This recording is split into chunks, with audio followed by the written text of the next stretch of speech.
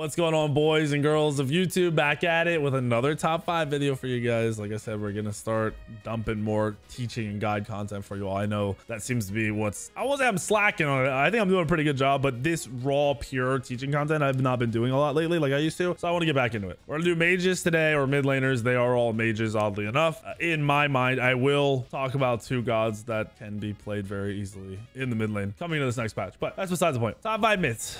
We're in a weird situation in Smite where mages, I won't say weird, I guess a standard situation in Smite, mages are very strong right now. They used to have a terrible early game, and Hi-Rez tried to fix that, and they overbuffed it, so they reverted a lot of it. Then they had an OP mid game and an OP late game. Well, now with the way Smite's played, everyone's hitting late game, and mages seem to be the highest average damage all the time. They're just doing so much, and they're with the map layout, with the pace of the game and everything, there are a lot of mages that are good. A lot of mages. When I say top 5, I'm gonna go into a specific 5, but there are a crazy amount of mages that are good.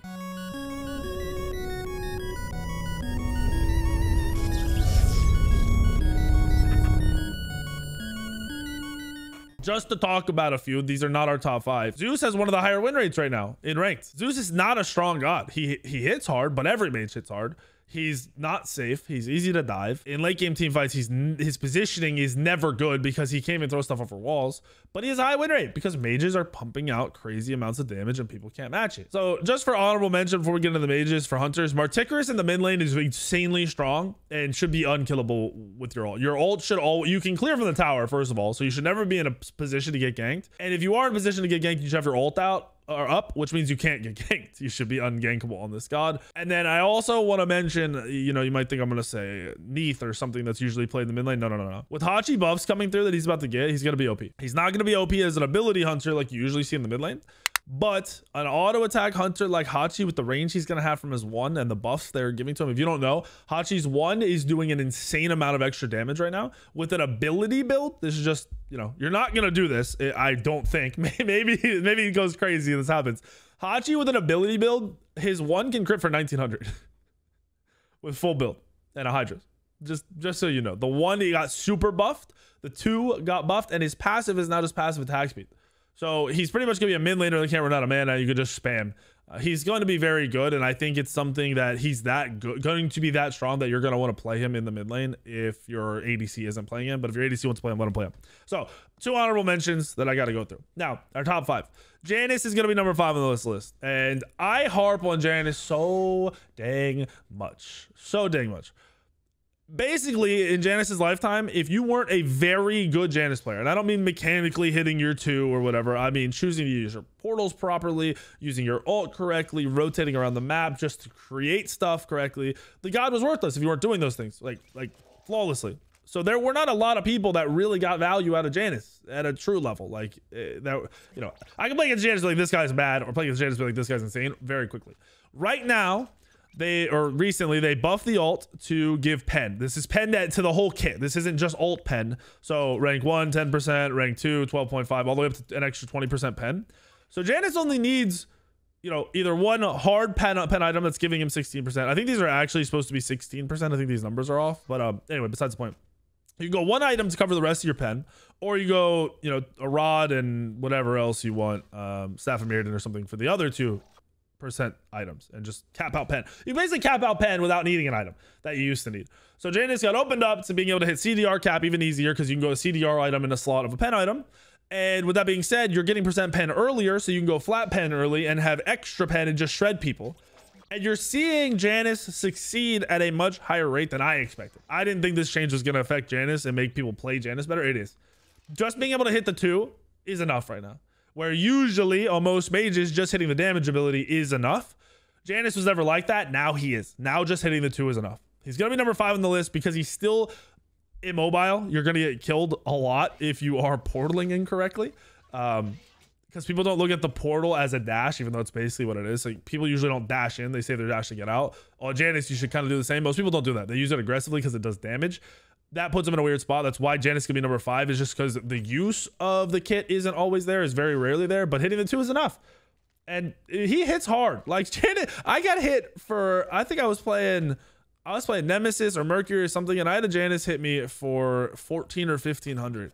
damage. I think it was 1600. I mitigated 400 damage, so it only hit me for 1200, but just the 2. It wasn't a combo or anything. It was just the 2. It hit me so hard. Janice is slamming right now. So he's number 5 on the list. Number 4, Echel. She should be coming into the rank scene now with this big patch hitting. She's nuts. Most people suck at her. They're terrible at her. Her damage is so high, that's why she's in the slot. She also has a crazy kit that puts her in this slot. So between her 1, 2, and her 3. Her 1, her 1, 2, and her 3. Her 1, if you hit, you get another proc of it, it hits again. It hits very hard.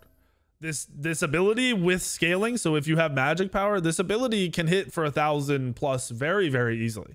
Like it's not even a doubt, because you're hitting without crazy items, like without 3k pops, stuff like that. You're hitting 800 power with a mage build, right? So 400 of that's being added to your light damage. So this is hitting for 600-700, and then your blast is getting 40% of your power as well. So you know, another 350, whatever to this. So this ability is hitting for 1,000 very easily without item procs, without your soul reaver, without your soul gem, without any extra of that stuff. The thing is, with this god, you have a ranged root on your 3 that hits very, very hard as well. 75% scaling on an ability is very high. It is very, very high. Mages, like I said, are getting 800 power before 3k pots and stuff. So with the 3k pot, with 1,000 power, this is 750 extra damage. On top of this, this ability can hit for 1,000 as well, and it's a root. So if you hit the 3, you can 1 instantly, and it will guarantee combo, and then you can 1 again and hit it, like guarantee another damage. So between these 2 abilities, late game, you can do 1,000 damage. Now, this is the kicker. This is the end all be all. Why is this a thing? So the 2, another high scaling ability, 70% magic power. Late game, that's 700 power. This is hitting for 1,000 as well. So 1,000, 1,000, 1,000, right? Between your 3 regular abilities, 3,000 damage. This ability knocks up. It has a delay. It doesn't knock up right away, but it is a knock up. And then it heals your teammates for 180 in an AoE heal. It heals yourself too. Anyone standing in your 2 on your team gets healed. Anyone on the enemy team standing in it takes 1,000 damage late game and gets knocked up. That's crazy. This is a self peel. If someone's diving you, you just drop it on top of you. You heal yourself. You knock them up. You do a ton of damage. This ability is the most overtuned ability I've seen in a long time. And we've seen some crazy abilities. We've talked about all these abilities that have knockups and this CC and this extra damage and it shreds pen and it does this and that. This ability is so broken that once you play against an Echel that knows how to use it, it's over. It's not even fun. And then we're going to talk about the last ability. This is an ultimate that people want to compare to Anubis, but it's not Anubis. It's a beam. If you've ever played Overwatch, it's basically Moira's ult from Overwatch. It heals your teammates if the beam is passing through them, and it does damage to the enemy if it's passing through the enemy. And if you're healing your teammate, you're also healing yourself. And if you're healing your teammate, it extends the duration of the ult. You can double the duration of the ult. So it's 3 seconds with no healing your teammate. It's up to 6 seconds if you are healing your teammate. And you can heal your teammate. It'll pass through heal your teammate, and you can do damage. So basically, you use this part of your kit as a way to buy time for your abilities to come back up. So you dump your whole kit, your 3, 1, 1, 2, you know, your whole kit goes out, and then you ult to wait for your abilities to come up. And this ult, you'll heal your teammates, you'll dive with them, you'll do a little bit of damage, but not Anubis level damage. It's good damage, but it's not insane. But you're doing this to just kind of neutralize the fight for a few seconds by healing your teammates, negating their damage by healing it. And then you have your kit come back up and you're able to dump it again and do another 3,000 damage at late game. She has low cooldown, 6 seconds on the 1. Think Hebo. 15 seconds on the 2 is kind of high. And then 12 seconds at max level on the 3. You build CDR on this god, so you're going to be sitting at lower cooldowns, 7-8 seconds. You're talking like 5 or 4 or 5, 4.5 seconds, 4 seconds on the 1. Lower, 8 seconds, 9 seconds on the 2. There's going to be some spam coming out of this god. It's not going to be easy to deal with this god if the person knows how to play it. It's the first time she's going to be unranked, so you're going to play against a lot of very bad players trying to play her. As soon as you run into that person that knows what they're doing, you're going to have a bad time. So I'm putting her at number 4 for now. Once she's understood, even once you know how to play against her, I think she's going to be higher. I think she's going to be like number 2, maybe number 1 on this list. Each on number 4. Number 3 on the list is Merlin. I'm not the biggest Merlin fan, but his damage output is crazy, and his ability to spam and poke while your teammates dive is just unmatched, really. There's one other god that does it as well, and that god's not going to be number 1 on the list. So that kind of goes to show where his competition is. The biggest thing that I don't like about Merlin and why he's not higher than 3 is because he is dove by warriors and assassins like it's just the easiest thing in the world. His 3 dash doesn't go far enough to save him when you're jungle fighting. And he has no hard CC. I had somebody try to be like, yeah, he has crazy CC. No, his stand swap is a knock up. basically. He has a ton of damage, so he can burn people trying to dive him, and he can buy himself a lot of time with his actives like his Aegis and beads and stuff like that. But he is still dove very, very easily by pretty much every warrior and assassin. And if two players, a warrior and assassin player, the soul laner and the jungler, are synergizing and diving you, you won't play the game. While other mages can dash over walls, can really get out, can self-peel with some hard CC, he doesn't have that. He has raw damage output. His ability to shred objectives is one of the highest, if not the highest. And that goes really far with him, and that takes him to number 3 for me, but doesn't move him any higher. If you've watched, I think I've done 2 Elo Hell videos on Merlin players. Those are good ways to learn how to play Merlin if you haven't taken the time, because I pretty much just they're good players. They're not insane players. They're like plat level players. They make a lot of mistakes, and I tell you guys how to fix them, because most people make very basic mistakes on Merlin. They aren't terrible Merlin players. They just don't use the right stances or this or that. So he's very easy to get up to the point where you're playing him correctly, and that's why he's sitting at number 3 as well. Number 2 on our list is just this god. I can't sit here and watch and be silent about it anymore. Cilla might be the hardest hitting mage, just flat hardest hitting mage, while not being out of position. Cilla's 1-2 combo, notice the scaling is, similar to Echel's. It's 75 and 85% on the 2. Cilla's 2 and 1 late game will one-shot somebody easily. Like, it's not even close. It's not like it will one-shot somebody in the mid to late game. You get 5 items online on Cilla, your 1-2 is one-shotting any mage, any assassin, or any hunter. No questions asked. Hyper late game, your 2 will one-shot somebody with procs. And then you pair that with either going into ability enhancers like Soul Gem or Soul Reaver, or go the opposite route and pair it with a poly. So every time you land a 1, you get a free auto attack. The polys are hitting for 700 and 800 late game right now. So a 1 will hit for 1,000. Poly will hit for 700 800. You're pretty much gonna kill somebody. I can't, like, Cilla is one of those gods. I just don't understand why people won't play her. There's no argument against it. There's nothing that makes her bad or even like something you shouldn't play. She's got one of the farthest range dashes in the game, 70 meters. You can throw the 3, run out wherever you want, and then jump back to it. So you know, if you're gonna go into a bad position, you can already have that set up to save yourself. She has a CC immune ult that resets if you get a kill with it, and it hits like this ability is hitting for 2k plus late game. It's hitting for 25-2600 late game. You can one-shot anybody with that. The ult is crazy. It's CC immune and movement speed bonus, so you can use it to run away. So it's very similar to pretty much every other good ultimate that we're like, this could save you. Has the longest range dash in the game that gives MP5 if you need it. Then your 2 and your 1 synergize perfectly, and they don't have to be used together. This isn't a Nox combo. You can 1 by itself, you can 2 by yourself, whatever you want to do. She also has very good clear in the early game. There's no reason not to play Cilla right now.